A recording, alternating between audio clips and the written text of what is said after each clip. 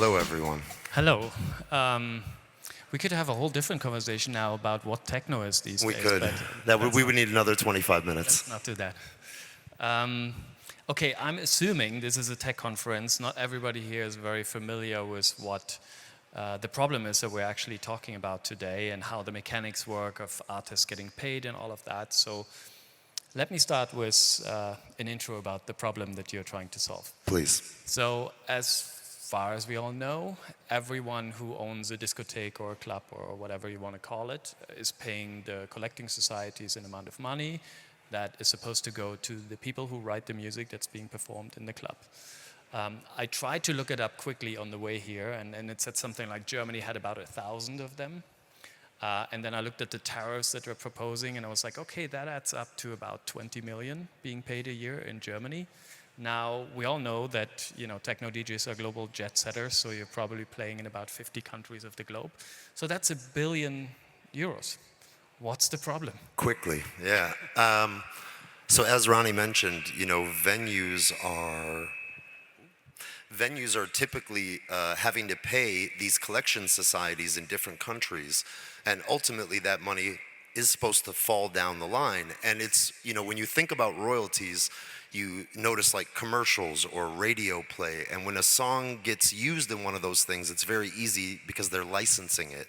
But music in clubs and venues played by DJs like myself, there's really antiquated and old systems to potentially collect that data and make sure that it gets all the way down the line to the artist whose music is being played. And I, as a DJ, would be nothing without the music. So I get paid good money to go and play shows all around the world, as Ronnie mentioned. But yet, it doesn't trickle all the way down. And so that was the problem. And I had some ideas before the pandemic of how to, pass that money back down the line. But the pandemic gave me time to stop. And during that moment of stopping and not working, I, who's just a DJ in a niche market or in a micro genre, decided to find a solution that ultimately would allow an artist like me to very easily and very quickly give a little bit of my fee and build technology, which is part of why we're here to talk about, that would match that music to publicly available information and turn around and redistribute that money with no third party in between directly to the artist.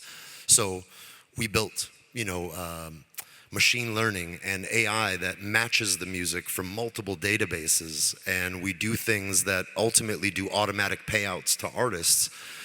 And we have no limitations, unlike certain collection societies who, when I say antiquated systems, they've built systems that are barricades between an artist getting that information down the line. So even trying to submit a playlist might be you have to do it on your phone through an app, but your playlist is on your computer, so you have to manually enter things. And if something isn't found, it will not even allow you to report it. Or if you make one mistake, the playlist can't be used. So we built a system that takes all those things into consideration and removes them from being a problem. And so we're able to match to every and any database out in the world through API, through scraping, through tech, and ultimately find a way to get the money directly to the person it needs to go to. Yeah, and basically the way these systems work is they have to pay out the money that they collect, but since very often they don't know the types of music that are being played in the clubs, especially when you're looking into more niche fields like techno, etc., not the top 20, top 40 charts, dance music, David Guetta type, then they can't identify it, they don't really know it. There are very few systems that are installed in clubs to take samples over the years. These systems have improved, but they're fractions. And so it basically leads to payouts that go to the getters of the world for all of the clubs that actually, even for Berghain, where a different type of music is played, and in the end, the writers of commercial dance music get the money. Yeah. And this is a decade-long problem. And even beyond the writers of commercial dance music, it's actually going to top 100 Billboard artists. So one of the most famous techno clubs in the world happens to be here in Berlin, which he mentioned, Berghain. And the music that's played there is definitely not commercial, but probably 99.9% of that money that that club pays and multiple clubs like it end up going as a default to the top 100. And that top 100 could be pop, could be rap, could be anything. They're considered the sample of what's played in our clubs, but it isn't. And through A-Slice, we can prove that actually. And the good part about, you know, the way you're approaching this is as well that the way these fees are calculated in clubs is by size of club, by entrance money, etc. But what you do at A-Slice is you take the consideration of the DJ fee into account, and you say, you know, if I'm playing a gigantic festival and I'm making 50K, 100K for that 1 hour that I play, the rate for the event or the venue is not going to change regardless how much money I make as a DJ. So you created that voluntary system, and if I'm correct, you're suggesting a certain percentage to DJs, right? We suggested an open suggestion to artists to give 5% because we're not in the business of keeping track of what anyone gets paid, how much they give. It's voluntary, and there's two benefits to that. You know, one is the amount that we suggested. We figured out for most DJs, almost all around the world who do music for a living or get paid to play music. This is not for a bedroom DJ. This is for somebody who's being paid and playing gigs out in the world, whether they're starting at 200 a night or whether they're getting 100,000 a night. The amount that they give at around 5% is a tax deduction. That's number one. Number two is, you know, it connects people, again, musically, instead of false idolism or false likes or promotion. This is actually what's being played on our dance floors. It's actually the music that people are dancing to and that they're paying entrance for and that they're giving their money for, and we're making sure it goes down the line. And just to point out something that I'm sure we'll actually come back to is when we set out to build this, this was a very simple altruistic idea, but in the process we ended up aiding and solving existing systems. So one of the things we're doing now, and we didn't think we would be at that point until 3 or 4 years, we're about 1 year and 3 months into a public beta now.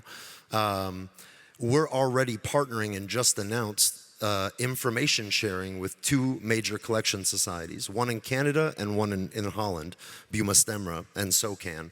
And so they're using our trusted information as opportunity to pay artists what they deserve and what's rightfully theirs. So this is information that was previously unavailable, that's now available.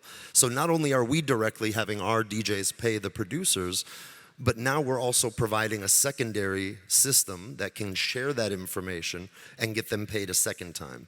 So from us, not only, you know, the money is one thing, but the recognition, the joining of community, the immediate gratification if you're a producer somewhere on the other side of the world, knowing that your music was played somewhere and by a certain person, that alone is something that has never existed before today. Because even as a royalty statement that I would receive as an artist, it doesn't tell me who played my music. It's usually pretty raw information that just says this track was played at a festival in this country and received $1.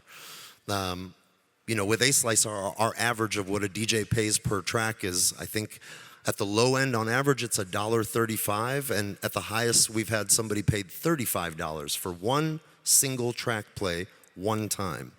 And this can be repeated every night that that artist plays. So there's benefits to both sides of what we do directly, but also the information that we ongoingly share with these collection societies. And we've only just partnered with the first 2 in this early stage of where we're at. We hope to ultimately partner with and have conversations with and continue to push to partner with all of them. Yeah, I mean, you know, eventually you might, you created a complete different pathway, a completely different revenue stream on top of the one that already exists and is broken. So you might end up helping fix that other problem as well, and then you have 2 ways of money flowing, which is amazing.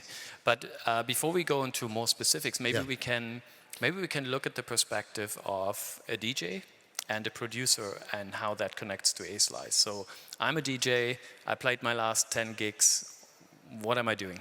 Okay, so it's very simple. So the technology we built, we always had the idea of ease. We want to make it easy because as musicians, as even people, when something new comes, usually we're hesitant because we're comfortable in the ways that we do things. Like I grew up as a vinyl DJ, so when I had to move to digital, I was very hesitant of new technology, of new thinking, of new thought. So we wanted to build this on the back of the things people are already used to. So we built an app, we built an interface that can extract a playlist. When you're a DJ playing, and 99% of DJs nowadays touring are playing on CDJ or digital technology. So they're able to very simply take 1 minute, less than 1 minute, extract the data from a playlist, put it in our app, fill in the details, and like you said, let's say you just played your last 10 gigs and you want to upload all 10 of them. So you export those 10 playlists as a text file. It has all the metadata that we need. You move it into the app, you fill in where you played, the city, the country, and the simple, how much do you want to give? How much would you like to share with these producers? You press submit, it goes up to our system, it approves it. So with our machine learning technology, when we first launched it in a really private beta, now we're in public beta. When we launched it in private beta, I think the first time we turned it on, it was getting 30-40% matches. Then very quickly, because it learns within itself every 24 hours, it educates itself on the machine learning, we grew to 50, then we grew to 60. And currently, our system is getting around 91 or 92% accuracy on its own. And on top of that, we have human intervention that double checks those matches that the system gets. And then on top of that, with human intervention, we're able to get to over 99%. And we can prove that, we can show it. So you know that you can feel confident that whatever money you gave to those producers is going accurately to those producers. And so we look at that playlist, and let's just say one of your playlists had 50 artists. We take the money you gave, divide it equally across all 50 tracks, and equally share that dollar per track to everyone. And if a track has more than one producer, we split it equally amongst them. And we're able to ultimately do this all automatically. And as the system gains strength month over month and year over year, it'll get to a point where a human will not have to supervise every aspect of it. And this is the beauty of the technology side of it. We built it so it can scale astronomically without much more human intervention. Okay, so it's always shared pro rata. I can't say I hate this producer, I play this track, but I don't like him. It's basically I upload my playlist and Yes. then you do. Okay. The other thing I learned about your system is that because most DJs play unreleased music, they get promo access, they have tracks that are not publicly available yet. You found a way as well to include these into payouts, right? 100%. I mean, and just to go back to the antiquated systems, unfortunately, there's a lot of stipulations to submitting a playlist directly to a royalty society. If the music is not in their specific database, it's now not eligible. If it's unreleased but unregistered, it's not eligible. There's so many caveats. With us, as long as you have a unique enough artist name, or we've also built a system with, we call it our A-Slice ID. If the ID is somewhere in the metadata, which we push the producers to add when they're sending music to people, we can match it. We can ultimately say this song is from this producer, and that music doesn't need to be registered, it doesn't need to be uploaded anywhere. It's simply a match of metadata. So using that metadata, we're able to confirm it and get the money to the right place with no obstacles in the way. And you just mentioned another element is like usually if I want to have access to the money being paid by event organizers and bookers, I have to be a member of one of these collecting societies. In your case, I don't have to. And the problem is to register with a collection society can be very overwhelming because the amount of information, the amount of updating, the amount of special coding you have to get per every track you have to register, get an ISRC or an ISRW code, which is still a good idea to do because out in the world, you want your music to be able to be tracked back to you. But we're also, as we partner with these groups, we're trying to find a way to bridge the connection between explaining to artists that not only is it worth it to use our service, but it's also worth it, and we want to find an easy pathway through our partnerships for them to understand the value of registering their music and then also getting correctly paid for their music. Yeah. And I think, especially at the entry level when, I'm a brand new producer, I just put out my first record or my first two, etc. I might not think about this as my profession, and I might No. not consider a collecting society yet. And then a system like yours might help me to see, oh, there's actually some people playing my music, and then eventually And that I leads take it more serious. and that leads back to the immediate validation. The way we've created it so that artists get daily reports if their music was played. It's an indicator, because we live in a digital world now where music, creativity, art, whatever we create just gets thrown out into the world, but we don't really know where it lands sometimes. And especially in music, in DJ culture and club culture, if you're a producer, you really don't know unless you're spending a lot of money to work with PR companies and marketing and all these things. You don't know where your music's going to land. So the fact that now you have a notification and understanding, that alone can lead you to the idea that there's something worthwhile here to continue and to even make better through registrations, through other avenues. Okay, great. I uploaded my 10 playlists, I decided for the amount, and Yeah. there was a producer, Zach, in there, who has never heard of A-Slice, and what happens next? So the way we work is we do automatic payouts to artists. So we can hold money for an artist indefinitely until they register. So we just hold it in a ledger system, and it's held there. Our system personally does automatic payouts every time an artist reaches $50. And our team, what we do is when we see that an artist is over 50 but not registered with us, we have an execution of a list of artists, and we reach out to them, we find them, we track them down on social media, which, if I'm correct, no collection society does that. If they're sitting on money for somebody and they're not registered, they don't go find them and say, you have money waiting for you. The money just gets given away to the wrong places. So we've had really amazing success finding people and writing them and saying, you have money in our system. Registration is free, it's simple, and once we approve you, that money gets released to you. We have no intention of holding somebody's money, using it. And we also started a sister corporation, a foundation, which is a nonprofit. So anything that we cannot match, which is less than 1%, goes to our foundation, and our foundation gives to charity, voted on by all of our users. So we're under this premise of we're built inside the community, for the community.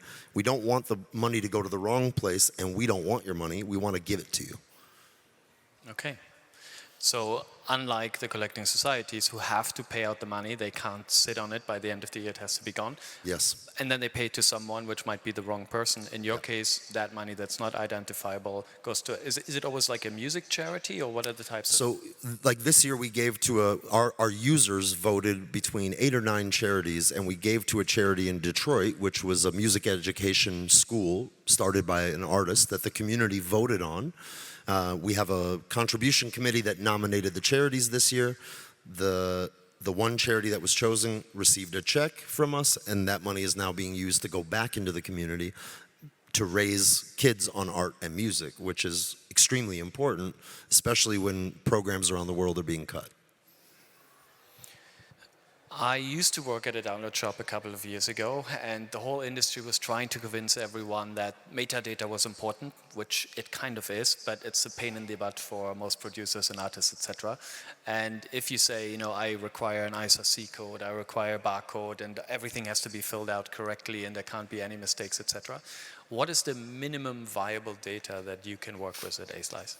So if a playlist comes to us with, at minimum, just an artist name and a track title, again, if it's publicly available and there's not a second artist with the exact same track name, that's enough information for us. Typically, in any profile that comes to us, we also are looking at genres of the artists that submitted the playlist, because they fill out what genres they're a part of.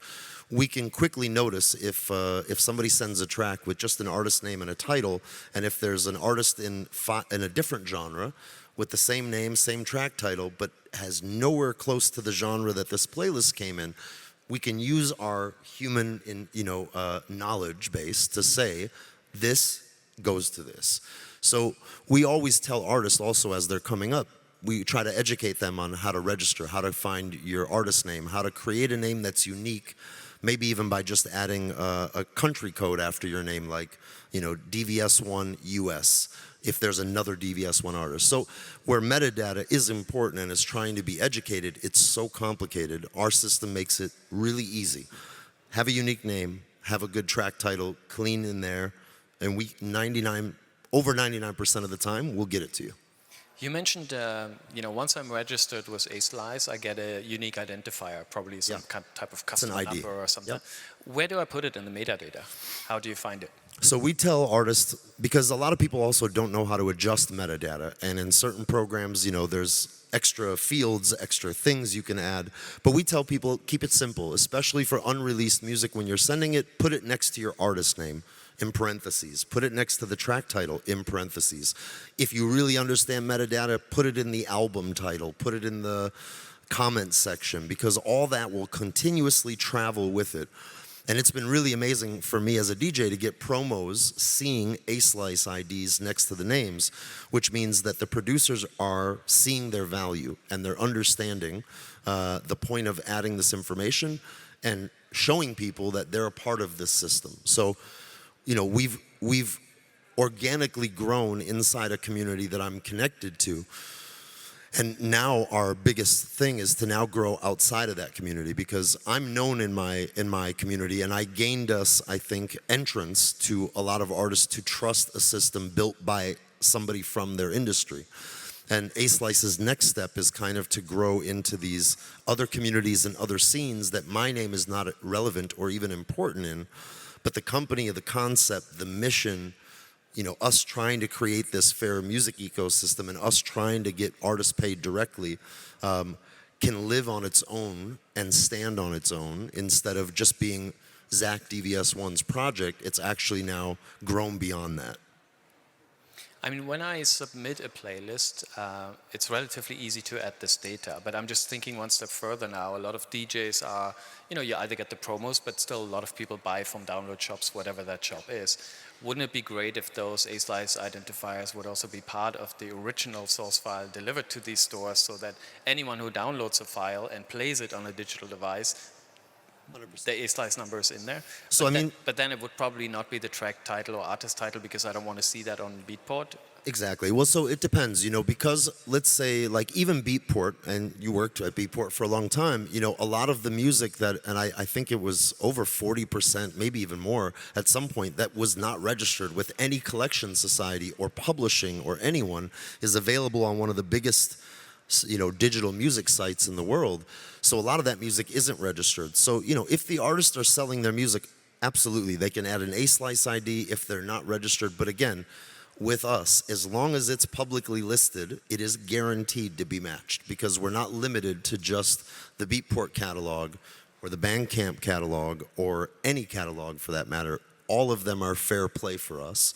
Which opens up our playing field to any music from anywhere by anyone. Wonderful. I think we're going to go into questions quickly if I get the iPad. One last thing I would like to ask you. Yes. If we would meet again in 5 years, and what would be the biggest growth success story for the next 5 years for A-Slice? So I funded A-Slice myself, and when funding this project, I chose not to take outside investment at the time, and I chose not to ask for money, because I wanted to see if my napkin sketch could become something real, and it actually became more than I ever imagined. And we've got a really good team working for us. We've grown really naturally, and now we've come to the conclusion that it works. And to see it work, I would love to run into you in 5 years and say, we found investment, we found a backbone to get us to that growth that we need. Because what I realize now is we just need time.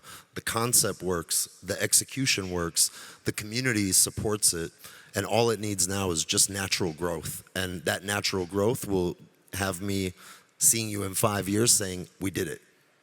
Yeah. Wonderful. Are there any questions? We got 2 minutes and 50 seconds. What do we got? Oh, okay, there you go. Feel free to... How to create a unique artist name. I always say if you have an artist name that you want to have, just search it. We have Google. Look on places like Discogs for artist names, which is a database for music. But if you're really attached to a name that somebody already has, do the suggestion of maybe adding your country code. Add something after it that identifies it as strictly you. But otherwise, if you have a cool, unique, real name, use your real name. Because hopefully not too many people have that. And there's a lot of online randomizers, which sometimes come up with really weird combinations Yes. of words, etc. So that Have fun with it. But also maybe pick a name that you'll be okay with in 20 years as well. All right. Music can contain samples that again could be sampled, remixes of remixes, etc. A long tail of involved artists. Do you consider all of them in your payment? So we are not a collection society. A collection society holds the contractual obligations for artists and everyone involved in that chain of down the line, the drummer, the remixer, the other thing. We as a company have to assume, because that's not who we are, that if something is available publicly, it is approved. Because if it's not, usually a publishing company will get it taken down, an artist will get it taken down. Now, we get some submissions where somebody made an edit of something that's publicly available, but the edit is a custom edit made by them. If we can't find it in public databases, the money does not go to the guy or person or woman who made the edit. It goes to the original artist that has been licensed, sold, and done. So we have a very simple, clear-cut understanding that we are not the publisher, we don't go down the line. Unfortunately, that's not our job, but we're going to try to provide the right information to them to do their job.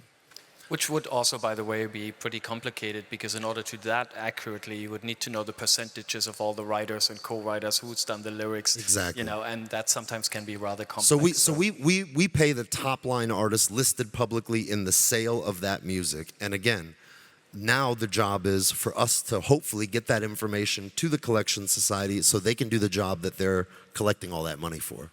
If you're fast, you have time for one more. All right, fast. All right. How does the music industry, including royal companies and insights and data projects, this sounds like a very, How does the music industry, including royal companies and record labels, perceive your initiative? What we were saying, we were already approached in year one by collection societies. We didn't think we would even be approached by them, that we would be approaching them by year 3, 4, 5. They're already approaching us because they're seeing the intrinsic value of our data coming directly from the source. One last comment, and then I know we got to stop, is those, in talking with collection societies, they typically get less than 100 playlists submitted directly from DJs a year. We as A-Slice are in the thousands already, submitted directly by DJs. So they see that we have something that they're missing. And like I said, it's just going to take some time for us, but they're very interested in the information we have. Thank you so much, Zach, for the conversation. Thank you. And for founding A-Slice. Thank you very much. Thanks for listening.